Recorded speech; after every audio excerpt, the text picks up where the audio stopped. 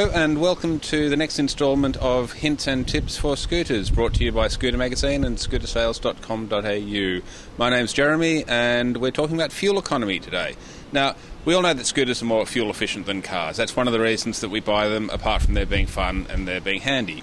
So, what can we do to increase fuel economy? Because as you know, the price of fuel is going up. Open a newspaper, all you see is fuel costs, fuel costs. Turn on the radio, all you hear is the rising cost of fuel. Same thing on the television. What can you do, apart from riding a scooter, that can save you money and impact on your bottom end? Well, I guess the first thing to look at is that the tools for increasing fuel economy are right with you. You don't have to spend any more money. All you have to do is concentrate on this. This operates the throttle. Now, when you're riding a scooter, it's often very tempting just to get onto the gas, get off the gas, onto the gas, on the brakes, just to keep up with the push and shove of modern traffic. That's fine, but it doesn't do anything for your fuel economy. What you want is a constant throttle opening.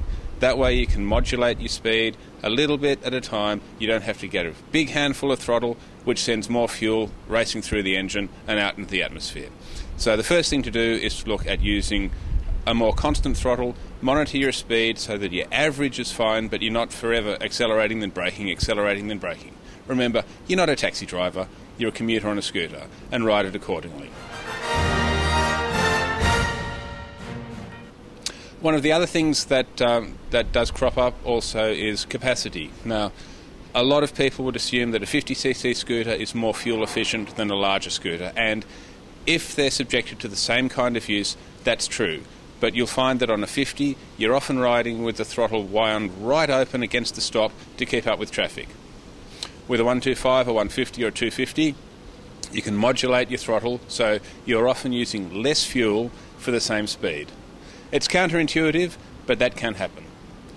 I guess the other thing to bear in mind when you're looking at fuel economy is to pay careful attention to the running condition of your scooter, provided that everything is in top quality, top state mechanically, and also your tyre pressures. That will have the second greatest bearing on your fuel use after your throttle usage, and that is having your tyres at the correct pressure will mean that you're not dragging the rubber against the road, you're not fighting against lower inflation